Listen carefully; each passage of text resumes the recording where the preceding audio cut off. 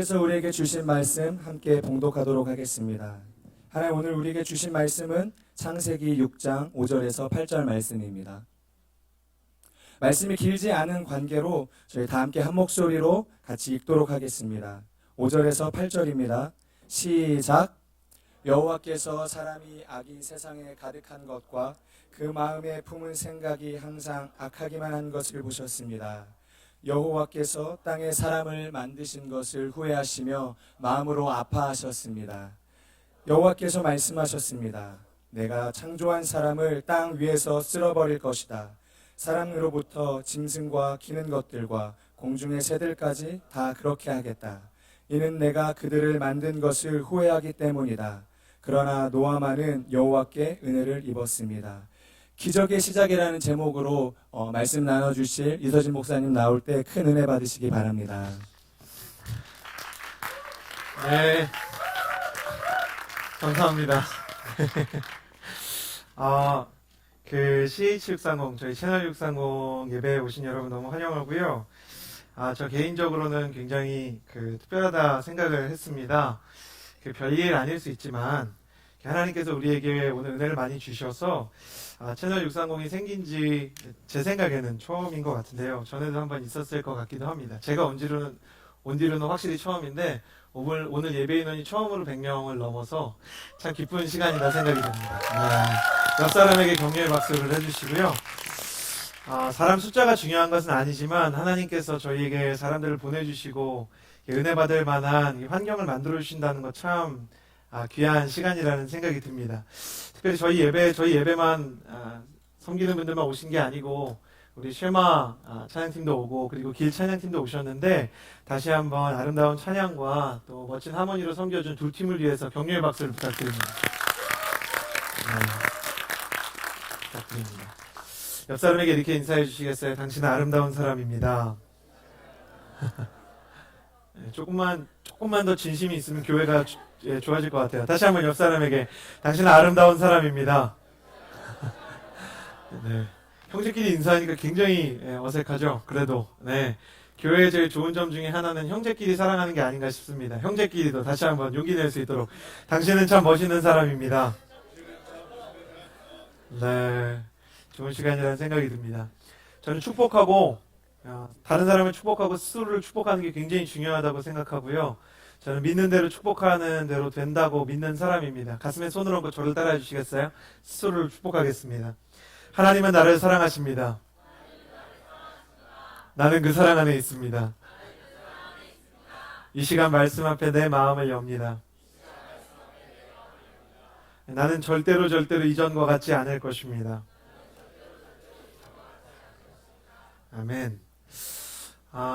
제가 이제 CH630 저희 채널 630에서 이제 두 번째 설교를 하는데 기적의 시작이라는 제목으로 은혜를 나누고자 합니다.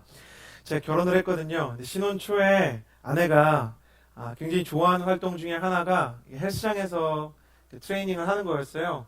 근데 헬스장 트레이너가 아내가 결혼한지를 몰랐던 건지 와서 작업을 시작하는 거예요.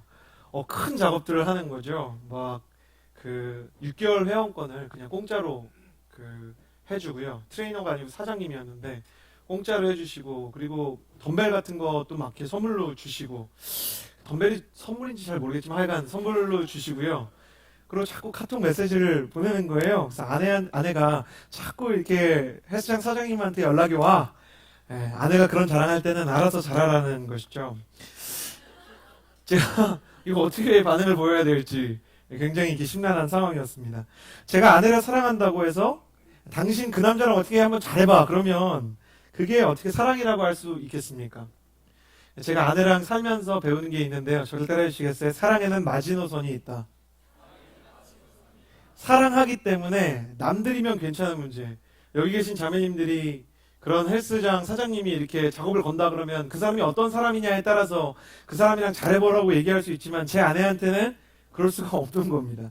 제 아내고 결혼을 했기 때문에 사랑에는 양보할 수 없는 마지노선이 있다는 것을 배워갑니다. 그 사장님 정말 좋은 분이네. 외식 한번 하고 와. 영화 한번 보고 와. 그럴 수가 없는 거죠. 그런 남자 만나지 말기를 주님의 이름으로 축복합니다. 남자는 약간 이렇게 질투심이 있어야 되는 거죠. 하나님께서 우리를 사랑하시는데 하나님의 사랑에도 마지노선이 있다는 것을 배워갑니다. 하나님께서 우리를 사랑하시고 우리에게 많은 것을 주시기를 원하시는데 하나님께서 가지고 있는 어떤 선이 있습니다. 인간은 그 선을 자꾸만 넘어갑니다. 하나님께서 절대로 안 넘었으면 좋겠는 두 가지의 선이 있습니다. 첫 번째는 하나님께서 우리를 사랑하시기 때문에 그분과 우리가 정말 교제하기로 작정을 하고 인간을 만드셨기 때문에 하나님과 우리의 관계가 깨어지는 것을 너무너무 가슴 아파하시고요. 사람이 하나님을 무시하는 것에 대해서 하나님이 정말 가슴 아파하시고 그리고 사람과 사람 사이, 자녀들 사이에 심한 미움과 갈등이 있는 거 싫어하십니다. 그런데도 불구하고 사람들은 계속 하나님이 정해놓은 선을 넘어가는 것입니다. 하나님이 창조하신 세계에서 사람들의 마음이 악해집니다. 사람들의 마음이 악해졌다는 말보다 더 정확한 표현은 악해지는 삶을 선택하기 시작했습니다. 하나님은 사람한테 선택할 수 있는 자유를 줬습니다. 제가 지난주에 나눈 것처럼 선악과를 만들어 놓으신 것은 연약한 인간을 유혹하려고 만든 게 아니고 지금 우리보다 충동에 있어서 훨씬 더 강한 인간한테 하나님을 선택할 수 있는 자유를 준 겁니다. 하나님을 선택할 수도 있고 하나님을 미워할 수도 있고, 그래서 최초의 예배의 자리는 그 선악과 앞이었습니다. 그 자리에 가야만 내가 할 수 없는 게 있고 하나님께서 나에게 요구하시는 것이 있다는 것을 배우게 되는 것이죠. 하나님은 사람을 어렵게 하려고 선악과를 만들어 놓은 게 아닙니다. 축구를 생각해 보세요. 축구에서 백태클을 하면 옐로 카드를 받고 퇴장을 받는 건 축구 선수를 괴롭게 하려는 게 아니라 선수를 보호하기 위함입니다.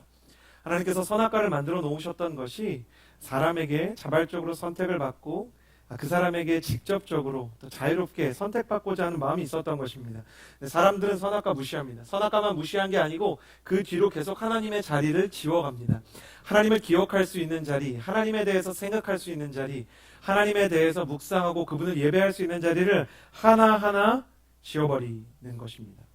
그래서 하나님은 계속 선을 넘는 사람들에게 심판을 내리기로, 그리고 그들에게 공의로운 하나님께서 그들에게 합당한 벌을 내리시기로 작정을 하십니다. 새신자 예배 맡은 지 3주밖에 안 됐고 설교는 2주밖에 안 했는데 설교 두 번째 하면서 새신자들이 모인 곳에서 하나님이 심판하시기로 했다, 인간을 홍수로 멸망시키기로 했다라는 말을 한다면 그것이 하나님에 대해서 굉장히 어려운 이미지를 줄 수 있다는 것을 저는 알고 있습니다. 근데 저는 그렇게 생각합니다. 새신자들이건 기신자들이던 성경에 대해서 정직하게 이야기하는 것이 좋은 처방이 될 것이라고 생각합니다. 여러분 한번 생각해 보세요. 의사가 너무너무 마음이 따뜻한 나머지 환자가 왔는데 이 사람이 지금 치료하면 나을 수 있는 암초기인데 감기예요. 집에 들어가서 가습기 잘 틀어놓으시고요. 가습기 살균기 나쁜 거 쓰지 마시고 간혹 오시면 긍정적으로 생각하시면 됩니다 라고 말하면 그 사람 좋은 의사라고 할 수 있습니까? 저는 이 시대에 새신자들이 모인 자리일수록 더 성경에 대해서 진실하고 정직해야 된다고 생각합니다. 이 시대의 크리스천들이 보일 수 있는 최고의 미덕은 딱 두 개인데요. 저를 따라해 주시겠어요? 사랑하고 진실한 것. 사랑하고 진실한 사람을 세상에서 찾아보기가 너무 어려운 시대가 됐기 때문에 성경에 있어서나 마음에 있어서나 우리가 사랑에 있어서나 사랑하고 진실한 것에 대해서 도전하면 하나님께서 그 사람을 반드시 쓰시기로 작정한다는 것을 저는 믿습니다. 그래서 심판에 대해서 이야기를 성경의 창세기를 나누기로 했기 때문에 이 중요한 사건을 넘어갈 수가 없는 것입니다. 근데 중요한 것은 하나님이 심판의 메시지만 주신 게 아니라는 겁니다. 하나님께서 심판을 작정하셨습니다. 근데 하나님이 심판을 하시거나 벌을 내리시면 꼭 하는 게 있는데 그게 뭐냐면 경고를 하십니다. 심판이 임박했다. 어려운 일이 닥쳐올 것이다. 힘든 일이 너의 삶 가운데 있을 것이다 라고 노티스하는 것입니다. 창세기 6장에 보면 여호와께서 사람의 악이 세상에 가득한 것과 그 마음에 품는 생각이 항상 악하기만 한 것을 보셨습니다. 그러면서 여호와께서 땅에 사람을 만든 것을 후회하셨고 마음이 아프셨다고 이야기합니다. 그래서 경고를 합니다. 내가 홍수를 내리겠다. 들은 사람이 노아인데 노아는 그 심판의 메시지 속에서 사랑을 발견합니다. 8절 말씀에 보면 노아는 여호와께 은혜를 입었습니다 라고 되어 있는데요, 영어 성경으로 보면 그 표현이 상당히 다릅니다. 이렇게 써 있습니다. But Noah found favor in the eyes of the Lord. 하나님의 눈에서 그는 사랑을 보았다는 것입니다. 심판에 대해서 이야기하는 하나님의 눈 속에 사랑이 있고 심판에 대해서 이야기하는 하나님의 마음 속에 은혜가 있다는 것을 노아는 발견했습니다. 여러분, 정말 중요한 메시지 두 가지가 이 짧은 구절 안에 들어있는 것입니다. 하나님은 죄와 악에 대해서, 세상에 만연한 악에 대해서 심판하는 날이 오시고, 그러나 그 그 악에 대해서 피할 길을 반드시 만들어 주신다는 겁니다. 저를 따라 주시겠어요? 하나님에게는 심판이 있고 심판 전에는 사랑이 있다. 하나님은 늘 피할 길을 만드시는 분이셨습니다. 근데 이 선택을 받고 하나님의 은혜를 알았던 노아라는 사람이 그 사람 자체로 굉장히 훌륭하고 탁월한 사람이었냐? 노아는 굉장히 부족한 사람이었습니다. 그가 스마트한 사람이 아니었습니다. 그는 오늘 큰 배를 지었는데 조선소에서 근무했던 사람도 아니었습니다. 그는 본래 농사 짓는 사람입니다. 그는 실수도 합니다. 포도나무를 심어서 포도주를 만들어 먹고는 술에 취해가지고 며느리도 있고 가족들이 있는데 바지를 다 벗고 잠을 자는 슈택을 벌입니다. 여러분 한번 생각해 보세요. 명절날 곧 구정이 다가오는데 시아버지가 할렐루야 술을 드시고 취하셔서 갑자기 바지를 벗기 시작하는 겁니다. 얼마나 다음 명절 때 가족들이 민망하겠습니까? 며느리들은 그 다음부터 도대체 어떻게 시아버지를 보아야 되는 것입니까?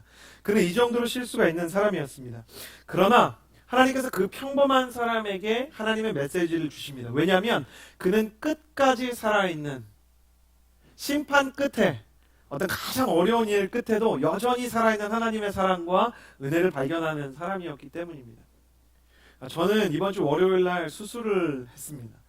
수술해야 될 일이 있어서 몸에 칼을 대고 놀라운 일이 일어났습니다. 수술이 다른 사람들보다 훨씬 더 아프게 된 것입니다. 의사가 말했습니다. 선생님은 신체 구조상 지금 이 수술이 마취가 잘 안 될 것이고 20분밖에 안 되는 짧은 수술이지만 마취가 거의 안 된다고 생각하면 됩니다. 다행히 뼈를 깎거나 장을 자르는 게 아니라 이렇게 살짝살짝 안에 있는 걸 끊는 거니까 의사들은 참 말 쉽게 합니다. 살짝살짝 안에 있는 거 끊는 거라고 얘기합니다. 살짝 끊는 거니까 20분만 잘 참으면, 그러더니 저한테 마취가 잘 안 되면 간혹 혀를 깨무는 분이 있기 때문에 재갈을 물려야 된다는 겁니다. 2016년에 재갈을 물고 수술을 했습니다. 너무너무 아픈 겁니다. 그리고 이제 일주일 내내 아프다가 어제 놀라운 일이 일어났습니다. 제가 이렇게 잘 가고 있었는데 주변에 있는 차랑 크게 부딪힌 겁니다. 제가 부딪힌 차는 정말 좋은 외제차였고 저는 국산차였는데 제 차는 반파가 됐고 외제차는 멀쩡하다는 것을 보고 왜 저는 돈 많은 사람들이 외제차를 타는지 알게 되었습니다. 저는 엄청 아프고 그분들은 하나도 아프지 않다는 소식을 오늘 아침에 들었습니다. 그걸 겪으면서, 그 아픔과 사고를 겪으면서 제가 두 가지를 깨달았는데, 첫 번째, 인생은 장담할 수 있는 게 없다는 겁니다. 제가 아내한테 사고 나기 전에 그랬거든요. 여보 갔다 올게. 근데 알게 됐습니다. 여보 갈게까지는 말할 수 있지만 여보 올게라고 말하는 것은 장담할 수 없다는 거. 사람의 인생이 그렇다는 걸 깨달았고요. 그리고 아픔 속에서 얼마나 많은 사람들이 이 수술을 하면서 이 고통 가운데 살고 있나. 지금 병원에서 처방해준 굉장히 강력한 진통제를 맞고 먹고 자리에 서 있는데 아픔에 대해서 생각하게 되었습니다. 근데 아이러니컬하게도 제가 이렇게 여러분이 보시기에 좀 훌륭하잖아요. 제가 이렇게 훌륭한 사람이라서 사실 연약한 사람이지만 약간 좋은 점이 있어서 무슨 생각을 했냐면 아픔 속에서 건강에 대해서 생각했습니다. 사고 속에서 안전에 대해서 생각했습니다. 그러고 보니까 지금까지 살아온 게 다 하나님의 보호였던 것입니다. 사고가 크게 났습니다. 차가 반파가 됐습니다. 사진을 띄울까 하다가 이 사진을 보면 외국에 있는 저희 가족들이 유튜브로 이걸 보는데 너무 놀랄까봐 차가 완전히 다시 움직일 수 있을까 싶은 수준으로 찌그러졌습니다. 우리나라 차는 참 대단합니다. 차가 엄청 찌그러졌는데 에어백이 터지지 않는 역사가 일어났습니다. 보험사에서 와서 에어백이 안 터졌는데 말해주었습니다. 우리나라 차는요, 각도를 맞춰서 부딪혀야 에어백이 터집니다. 다음에는 각도를 맞춰서 사고 내야 되겠다, 그런 생각했습니다. 그러나 저는 크게 다치지 않았습니다. 삶에는 위협이 있습니다. 그 안에 하나님의 경고의 메시지가 저 개인적으로 있었습니다. 그러나 하나님께서 여전히 저에게 기회를 주신다는 것이 얼마나 감사한 일인지 모릅니다. 여러분 스스로에게 이렇게 축복했으면 좋겠습니다. 저를 따라 주시겠어요? 오늘이 내 남은 인생 중에 가장 젊은 날이다. 옆 사람에게 이렇게 인사해 주시겠어요? 청년 반갑습니다. 네, 청년이에요. 내 남은 인생 중에 오늘이 제일 젊은 날이에요. 근데 우리는 그 젊음의 시기를, 감사한 시기를, 감사와 은혜를 발견하지 못하고 살아갑니다. 왜 우리가 이렇게 100명씩 모여서 예배를 드려야 되죠? 왜 우리가 모여서 이렇게 하나님을 찬양해야 되죠? 이 안에서 흘러가는 일상 속에 숨어있는 하나님의 은혜를 발견하는 시간을 만들려고 하는 것입니다. 저는 노아가 그랬듯 여러분이 오늘 이 시간 저를 통해서 말씀하신 하나님의 말씀 속에서, 기도 속에서 하나님께서 여전히 여러분을 향해서 가지고 계신 그 사랑의 메시지와 은혜의 메시지를 발견하는 시간이 되기를 주님의 이름으로 축복합니다. 하나님께서 그런 사람들을 선택해서 기적의 메신저로 쓰십니다. 기적은 딴 게 아닙니다. 피할 길이 생기는 겁니다. 위기가 닥쳐오고 어려움이 닥쳐오고 심판이 닥쳐오고 공경이 닥쳐올 때 거기에서 피할 길이 나는 것을, 홍해가 갈라지고 이스라엘 백성이 그 길을 걸었던 것처럼, 바다를 건너서 하나님의 약속의 땅으로 갔던 것처럼 하나님께서 피할 길을 주시는 것을 은혜라고 얘기하고 기적이라고 얘기하는 것입니다. 저는 여러분의 삶 가운데 그런 은혜의 길이 있기를 원하고, 여러분이 가는 곳마다 여러분의 가정과 직장과 일터 가운데 은혜의 기적의 길을 만드는 기적의 메신저가 되기를 주님의 이름으로 축복합니다. 옆 사람에게 이렇게 인사해 주시겠어요? 기적의 메신저가 되었지어다. 모세가 아니죠. 노아가 배를 만듭니다. 엄청나게 큰 배를 만드는데 120년 동안 만듭니다. 왜 120년을 만드는지 아십니까? 하나님이 하루아침에도 심판을 내릴 수 있고 배 만들어서 줄 수 있는데 120년 동안 사람들이 돌아올 수 있는 기회를 만들기 위해서는 무모하게 산 위에 배를 짓는 것이 가장 좋은 방법이었기 때문입니다. 앗세상에 이런 거 보십니까? 저는 진짜 이상하게 생각하는 동네 중에 하나가 경상도에 있는 한 작은 동네입니다. 거기 가면 스마트폰이나 현대식 기기를 잘 쓰지 않고 100년이 넘은 한복 입고 옛날말 쓰는 사람들이 있습니다. 관광객들이 보러 가는 청학동이라는 동네에는 아직도 훈장님이 하늘천 땅지를 가르치고 있습니다. 다른 사람들이 다 어떤 방향으로 살아가는데 반대 방향으로 살아가면 사람들에게 구경의 대상이 되고 관심의 대상이 됩니다. 야, 산 위에 배 만드는 사람 들어봤어? 야, 바다도 아니고 산 위에 왜 배를 만들어? 아, 그 사람 지금 100년 넘게 배 만들고 있대. 사람들이 가는 것입니다. 자기를 특이하게 보는 사람들, 노아가 불편해할 만합니다. 자기가 어렵게 보는 사람들을 보고, 사람들은 자기를 이상하게 보고 특이하게 보면 그걸 굉장히 어려워하는데 노아는 그걸 기회로 삼습니다. 지금 내가 왜 배를 만드냐면 120년 내내 이야기합니다. 큰 홍수가 올 것이고 큰 심판이 있을 것인데 하나님께서 그것을 피하기 위해서 이 배를 만듭니다. 당신도 원하면 이 배에 탈 수 있습니다. 당신도 원하면 하나님께서 초청하신 이곳에 들어올 수 있습니다. 120년 동안 하루도 빠지지 않고 노아가 자기를 찾아오는 사람들에게 메시지를 전하는 것입니다. 저도 그렇습니다. 새신자들에게 이야기할 수밖에 없습니다. 언젠가 삶도 우주도 끝나는 날이 옵니다. 그리고 저는 확실히 믿는데 하나님 앞에 각 사람이 서는 날이 옵니다. 그 의로우신 공평하신 하나님 앞에 떳떳할 자가 없는데 하나님은 피할 길을 주십니다. 그리고 여기에서 예수님 믿는 분들에게 권합니다. 저와 여러분 우리 모두를 하나님은 노아와 같은 피할 길을 알리는 전령사로, 기적의 메신저로 부르셨습니다. 저는 여러분이 2016년에 가는 곳마다 여러분의 가정 가운데 믿지 않는 사람들에게, 친구들 중에 믿지 않는 사람들에게 시간이 짧게 걸리건 좀 오래 걸리건 하나님의 사랑과 은혜와 피할 길을 충분히 전하고 알려줄 수 있는 하나님의 사람으로 쓰임받는 한 해 되시기를 주님의 이름으로 축복합니다. CH630, 채널 630이라는 공동체의 로고가 여기 있는데요. 여기. 저 로고가 방주입니다. TV처럼 만들어 놓았지만, 사람들이 볼 때는 TV처럼 되어 있지만 저 로고는 사실 방주를 의미하고 있습니다. 저는 이곳이 하나님의 피할 곳이 되고, 이곳이 사람들의 수많은 역경과 환난과 어려움 가운데 하나님이 만드는 새로운 길을 발견하는 곳이 되기를 원하는 것입니다. 그렇게 쓰임받기 위해서 우리는 노아를 통해서 하나님이 쓰시는 기적의 메신저의 세 가지 특징을 볼 수 있습니다. 첫 번째, 저를 따라해 주시겠어요? 노아는 그 세대와 달랐습니다. 노아는 그 세대와 달랐습니다. 첫 번째, 노아의 특징이 있었는데 노아가 그 세대, 그 시대 사람들이랑 굉장히 달랐다는 것입니다. 모든 사람들이 하나님을 떠납니다. 모든 사람들이 하나님을 거스르는 선택을 하는데 노아는 그것을 따르지 않고 혼자 하나님을 붙들고 있습니다. 예수님 믿는 분들, 이 자리에 저희가 새신자들을 위해서 이 예배를 런칭하고 오픈했지만 이곳에서 예수님 믿는 사람들이 기억해야 되는 거 뭔지 아십니까? 거룩함의 다른 말은 왕따라는 것입니다. 따돌림을 받아야 되는 것입니다. 여러분이 예수 믿는데 세상 사람들이 여러분을 너무 좋아해요. 예수님 믿는데 세상 사람들이 야, 역시 너는 나랑 마음이 완전히 딱 통해. 네. 그래서 세상 사람들이랑 똑같이 살아가면 하나님의 기적의 메신저로 쓰임을 받을 수가 없는 것입니다. 은혜는 세상 사람들과 똑같이 살아가는 정말 악하고 연약한 사람에게 부어주시는 하나님의 선물입니다.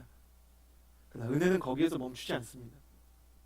은혜는 생명이 없는 조화와 같은 선물이 아니라 생명이 있는 씨앗 같은 선물입니다. 그래서 우리 안에서 우리를 변화시킵니다. 건물을 담쟁이 넝쿨이 다 이렇게 뒤덮고 나면 놀라운 일이 생기는데 여름에도 건물의 온도가 떨어지는 것 여러분 알고 계십니까? 그 안에 건물이 생명력을 얻고 공기가 프레쉬하게 되고 온도가 떨어져서 사람이 살만한 공간입니다. 그래서 과거에 더운 지역에 있는 성들에는 그렇게 담쟁이 넝쿨을 감아놓은 것입니다. 은혜가 그렇습니다. 은혜가 우리의 마음을 타고 기어 올라옵니다. 하나님의 씨앗에서 자란 이 은혜가 담쟁이 넝쿨처럼 우리의 굳은 마음을 타고 올라옵니다. 그래서 우리를 뒤덮고 나면 우리의 마음의 분노의 온도가 떨어지게 되어 있습니다. 우리의 마음속에 있는 질투의 온도, 우리의 마음속에 있는 미움에 끓어오르던 마음들이 식어지게 됩니다. 그리고 따뜻한 사람이 될 수 있는 것입니다. 은혜가 찾아오면 절망의 묵은 공기들이 사라지고 소망의 공기들이 생깁니다. 그러면서 말하는 게 바뀝니다. 행동하는 게 바뀝니다. 그리고 세상 사람들과 다른 길을 걸어갑니다. 현대사회 사람들이 항상 다수의 의견이 중요하다는 훈련을 받고 삽니다. 그러나 신앙의 가장 큰 적은 대세에 순응하면서 흘러가는 것입니다. 내가 이렇게 행동하면 저 사람들이 나를 어떻게 생각할까? 내가 이렇게 말하면 저 사람들이 좋아할까? 싫어할까? 이런 말을 하면 저 사람들이 재밌을까? 재미없을까? 설교하면서도 그런 생각 많이 합니다. 원고에 빵 터뜨리는 부분을 기계적으로 만들고 싶은 유혹이 굉장히 강렬합니다. 이 부분이 빵 터졌으면 좋겠다. 하나님 신실하십니다. 그런 부분 만들어 놓으면 빵 터지지 않습니다. 그리고 개그는 목사가 했는데 밑에 있는 사람들이 미안해하는 현상이 등장하는 겁니다. 목사님, 내가 왜 목사님이 개그를 했는데 내가 미안해해야 되나? 뭐 이런 일들이 생기는 겁니다. 기계적으로 되는 거 없습니다. 내가 예수 믿는다고 다르게 행동하고 새신자 예배에서 심판과 피할 길에 대해서 이야기하면, 구원에 대해서 이야기하면, 진실에 대해서 이야기하면 사람들이 나를 좀 불편해하지 않을까? 그런 마음 저에게도 있습니다. 저 사람도 예수 믿는데 저렇게 그냥 대강대강 하는데 내가 뭐 대단한 사람이라고 세상 사람들과 다르게 사나? 나도 똑같이 미워하고 나도 똑같이 담배 피는 자리에 가서 담배를 피든 안 피든 사람들 욕하는 뒷담화 자리에 적당히 끼고 나도 저 상사 대략 욕하고 뒤로는 저 후배 제끼고 이렇게 살아가면 되지. 왜 나라고 유별나게 다르게 살아야 되나? 라는 마음 노아에게도 찾아왔지만 노아는 그럼에도 불구하고 하나님의 사람이 되기 위해서 세상 사람과 다른 길을 걸어갑니다. 여러분에게 묻고 싶습니다. 여러분도 방주를 만들고 있습니까? 저는 어제 밤에 어떤 형제랑 통화를 했습니다. 겉으로 보기에는 너무너무 밝은 친구인데 속이 깊은 친구입니다. 한 사람을 이렇게 전도하기 위해서 정말 애를 쓰고 있다고. 자기가 정말 사랑하는 사람에게 예수님의 사랑을 전하고 싶은데 자기가 너무 부족한 것 같다고. 얼핏 보면 그 친구 그런 친구인지 모릅니다. 그 친구 그냥 늘 밝고 볼링 치는 거 좋아하고 뭐 그런 친구입니다. 근데 그 친구의 마음속에 예수님의 사랑이 있는 겁니다. 자기가 정말 예수님의 메신저가 돼서 한 사람에게 복음을 전하고 한 사람에게 정말 예수님에 대해서 소개하고 싶은 열망이 있는 겁니다. 늦은 밤까지 그 친구를 위해서 고민하다가 새벽에 목사님 기도해달라고 문자를 보내는 친구. 저는 그런 사람들, 방주를 짓는 사람이라고 생각합니다. 여러분도 방주 짓고 있습니까? 사람들을 예수님의 무릎 앞으로 데리고 오겠다는 여러분 안에 마음이 살아있습니까? 예수님 믿고 나만 잘 먹고 잘 살고 경제적인 문제가 해결되고 질병이 해결되는 것이 진짜 기적의 시작이자 마지막이라고 말할 수 있습니까? 2016년 하나님께서 여러분에게 부어주시고자 하는 가장 큰 기적은 우리 로고처럼 채널 630의 로고처럼 방주를 만드는 것입니다. 노아의 방주는 누구에게나 보였지만 우리가 만드는 방주는 보이지 않는 것입니다. 사람들을 위해서 기도하고 눈물을 흘리고 기도하는 데 시간 쓰고 교회에서 목사님이랑 상의하고 그 친구를 데려올 때 어떻게 하면 가장 편안하게 데려와서 같이 그 마음을 녹일 수 있을까를 고민하는 사랑의 메신저로 살기 위해서 최선을 다하는 것. 그것은 무모한 것이 아닙니다. 세상 사람들 볼 때 낭비입니다. 바보 같은 일입니다. 그래도 그 일은 예수님 앞에서 너무나 값진 것입니다. 여러분 향유 부은 여인을 기억하십니까? 향유 부은 여인을 어렵게 했던 건 그 향유가 3천만 원짜리였다는 게 아닙니다. 그건 엄청 비싼 향유였습니다. 그 향유의 가격이 그 여인을 힘들게 한 겁니까? 그렇지 않습니다. 3천만 원짜리 향유를 부었는데 그 여인을 어렵게 했던 건 3천만 원짜리 향유를 부어서라도 예수님을 전하고 예수님을 예배하겠다고 다짐한 이 여자를 수많은 사람이 비난하고 비판하는 겁니다. 그런 쓸데없는 짓을 왜 하냐는 겁니다. 야 취업해. 어이 여인 그 돈 팔아서 유학 가. 여인, 그동안 그거 팔아가지고 구제 사업을 하면 사람들이 더 알아주잖아. 그걸 왜 걷다 들이붓고 있어? 여인, 토플 공부해야지. 뭐 하고 있어? 결혼해야지. 근데 그 여자가 아낌없이 쏟아붓습니다. 여러분이 예수님을 위해서 무슨 일을 하려고 하면 사람들 눈에는 다 그거 낭비입니다. 시간 낭비, 돈 낭비, 인생 낭비, 에너지 낭비, 모든 것이 낭비로 보입니다. 근데 하나님이 쓰시는 사람은 그런 낭비할 수 있는 사람입니다. 여러분 마음속에 방주를 짓겠다는 각오를 하고 한 사람을 위해서 기도하십시오. 많은 시간을 그 사람을 위해서 낭비하십시오. 당신의 말을 통해서 그 사람이 변화되는 것이 아니라 기도하고 당신이 그 사람 정말 사랑하기로 작정하고 초청하면 변화되는 것입니다. 저는 그런 의미로 여러분이 노아는 자꾸 모세라 그러네요. 저 이렇게 전에 있던 대학 공동체 전도사님이 모세였어 갖고 계속 헷갈려요. 노아는 나무로 방주를 지었지만 여러분은 기도로 방주를 짓는 사람이 되기를 주님의 이름으로 축복합니다. 옆 사람에게 인사해 주시겠어요? 기도의 방주를 지으십시오. 두 번째로 나누고 싶은 하나님께 쓰임받는 기적의 메신저의 특징입니다. 저를 따라 주시겠어요? 노아는 철저하게 하나님을 신뢰합니다. 네. 쓰임받는 노아의 두 번째 모습은 노아가 철저하게 하나님을 신뢰한다는 겁니다. 홍수에 대해서 노아가 들었을 때 노아가 제일 황당했던 게 혹시 뭔지 아십니까? 그때까지 홍수가 일어난 적이 한 번도 없다는 겁니다. 그러니까 홍수가 뭔지를 몰라요. 근데 하여간 홍수가 난대요. 저 바다가 이 땅을 다 덮는데요. 근데 노아가 그게 뭔지 정확히 알지 못합니다. 근데 방주를 짓습니다. 그리고 더 황당한 건 뭐냐면 방주를 짓는 건 그래도 사람이 할 수 있습니다. 근데 제가 궁금해가지고 조사를 해봤어요. 무려 지중해에서 800km가 떨어져 있는 아라라산이라는 곳에서 방주를 지었고 20세기에는 그 방주의 파편이 발견되기도 했습니다.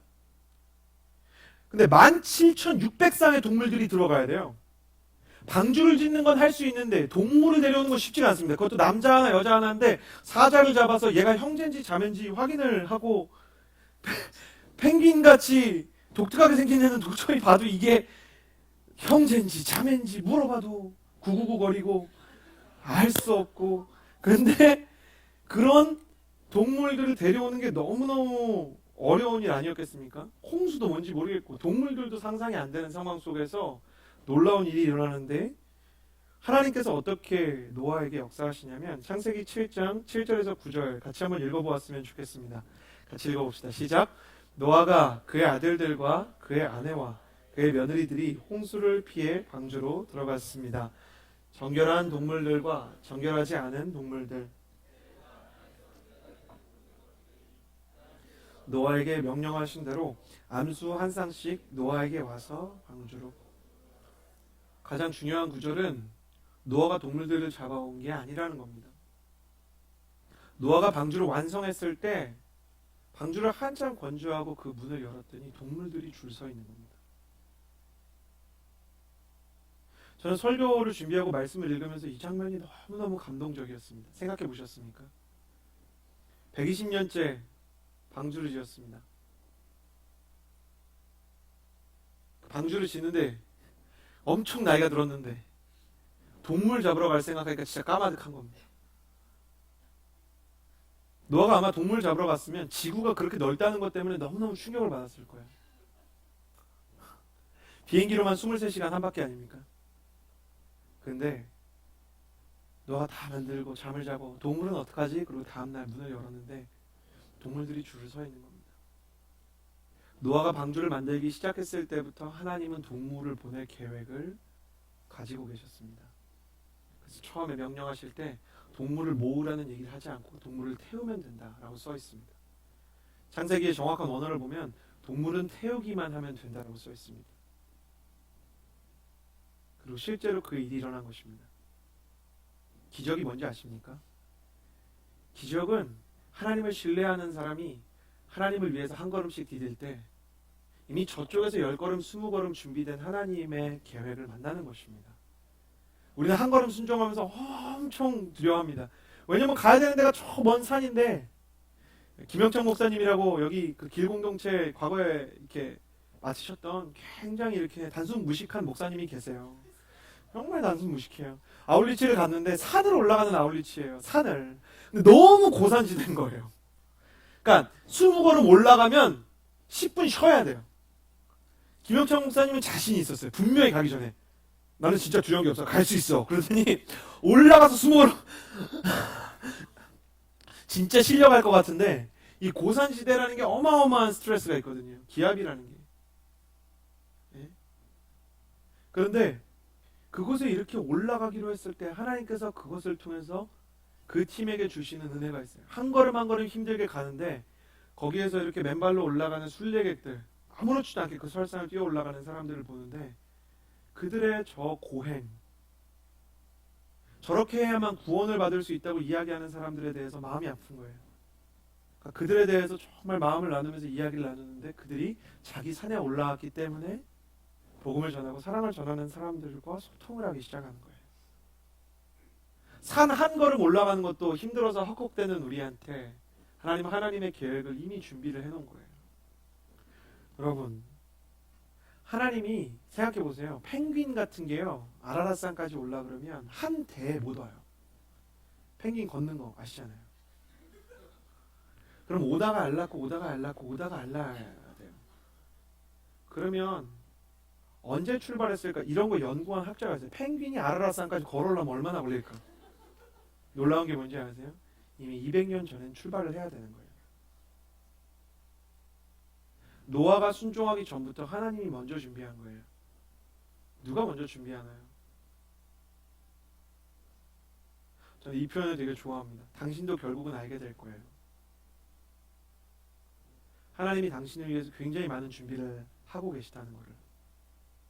이 자리에 와서 전혀 마음이 안 열린 새신자가 계시다 해도 저는 개의치 않습니다.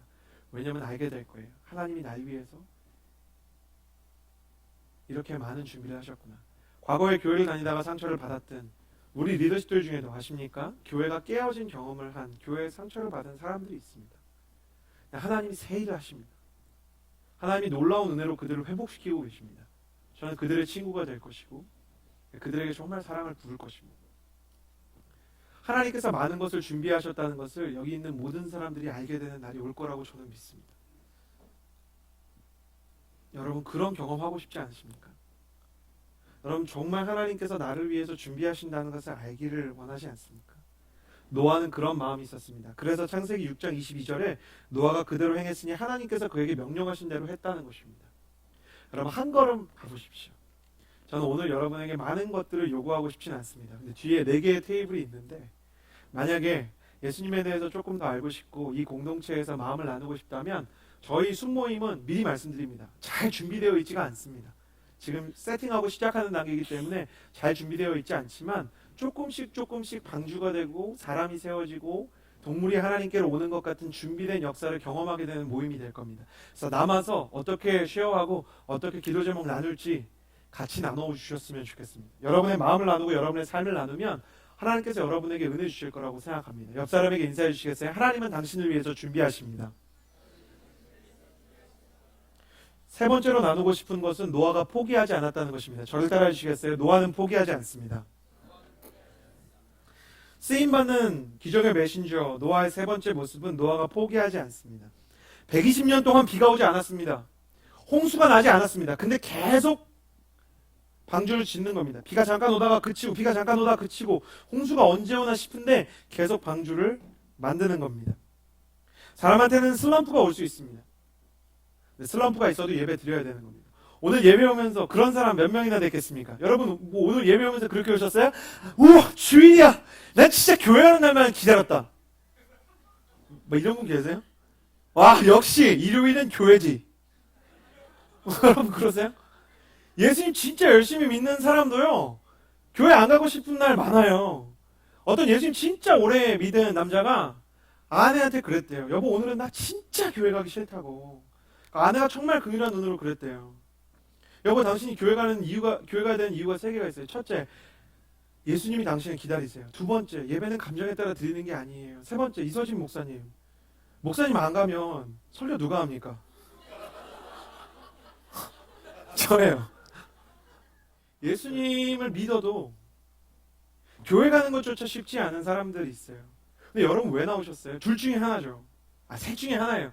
그래도 예배 안 가면 혹시 나한테 일신에 어려움이 생길까봐. 네? 두 번째, 진짜 신앙이 성숙해서 감정에 상관없이 예배 드린다. 혹은 정말 영적인 상태가 좋아서. 세 번째는 사랑하는 사람, 좋아하는 사람이 그래도 예배 가야지라고 말해서.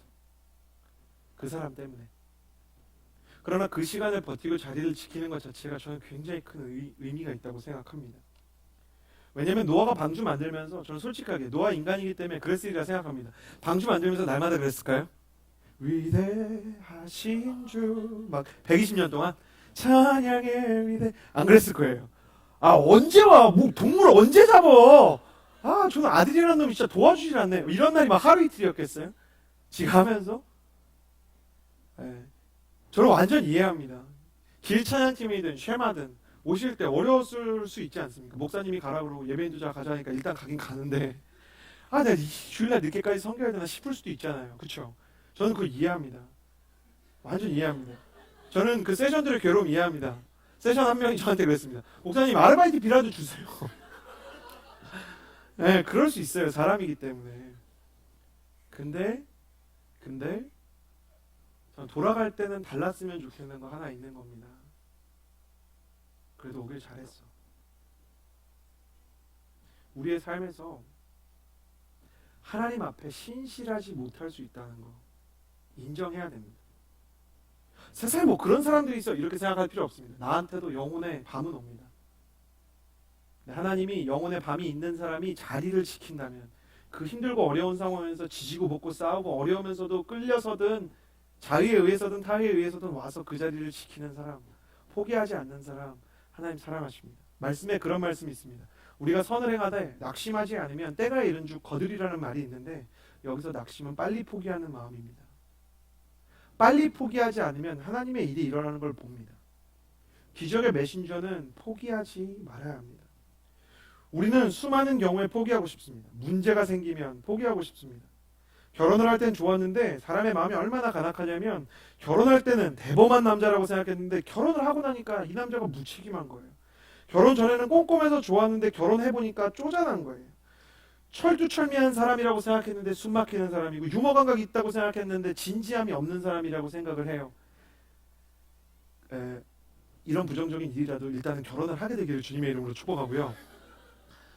그러나 결혼을 한다고 해서 모든 인생의 문제가 신데렐라 스토리처럼 해피엔딩이 될 거라는 건 완전 큰 착각입니다. 그래서 모든 동화는 왕자랑 공주가 결혼하는 데서 끝나는 겁니다. 결혼하고 나면 왕자랑 공주랑 둘이 설거지 누가 해야 되냐 갖고 싸우게 돼 있어요. 왕자랑 공주랑 너는 맨날 이웃나라 가서 전쟁하는 동안 애가 몇 살이 되는지 아냐 이러고 싸우게 돼 있는 거예요. 신데렐라 백설공주 목소리 다 갈라지게 돼 있고요.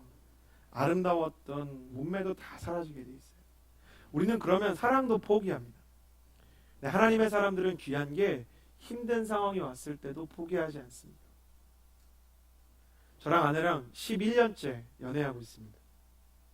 근데 권태기 첫 번째 온 권태기 때는 이별을 했고 두 번째 온 권태기 때는 어떻게 이겨내야 될지 모르겠고 결혼을 하고 나서도 어려운 일을 겪을 때가 있습니다. 근데 그때마다 생각하게 되는 건 그래도 사랑하는 겁니다. 결혼하고 나니까 결혼하기 전에 있는 문제로 고민하는 게 아닙니다. 결혼하기 전에 있는 문제를 고민하는 게 아니고 결혼하니까 경제적인 문제 때문에 고민합니다. 사랑하면 돈 생깁니까? 안 생깁니다. 사랑하면 밥 먹습니까? 안 먹습니다. 못 먹을 수 있습니다. 사랑하면 돈이 없고 못 먹을 때 같이 이겨낼 수 있는 힘이 생깁니다. 믿음도 사랑도 버티는 게 능력입니다. 그래서 기도 많이 하는 권사님들 보면 그 장의자 위에 엄마 다리 하고 올라가서 기도하는 내용 들으면 별 내용 없습니다. 아버지 하나님 은혜 주시고 보호해 주시고 꼭 허벅지를 이렇게 주먹으로 치시고 보호해 주시고 하나님 우리 막둥이를 건강하게 해주시고 기도에 동지 진심이 실려 있는 것 같지가 않아요. 그런데 하나님이 그런 권사님들 왜 사랑하는지 아세요? 포기하지 않기 때문이에요. 대부분의 청년들은 수련회가 되면 두 손을 높이 들고 하나님 앞에 자기의 인생을 고쳐달라고 목 놓아 고래고래 소리를 지릅니다. 그럼 조금만 어려우면 하나님 계시지 않는 것 같다고 얘기합니다. 근데 진짜 믿음의 사람, 진짜 기적의 메신저는 쉽게 포기하지 않습니다. 교회에 조금 어려운 사람이 있고 내가 마음에 들지 않는 스타일대로 사역이 흘러간다 해서 그 교회를 포기하지 않습니다.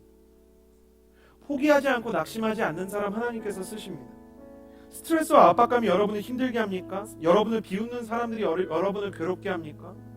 여러분의 인생에서 여러분이 살아가는 어떤 질병의 문제들 때문에 여러분의 인생은 더 이상 나아질 수 없다는 두려움을 가지고 있습니까?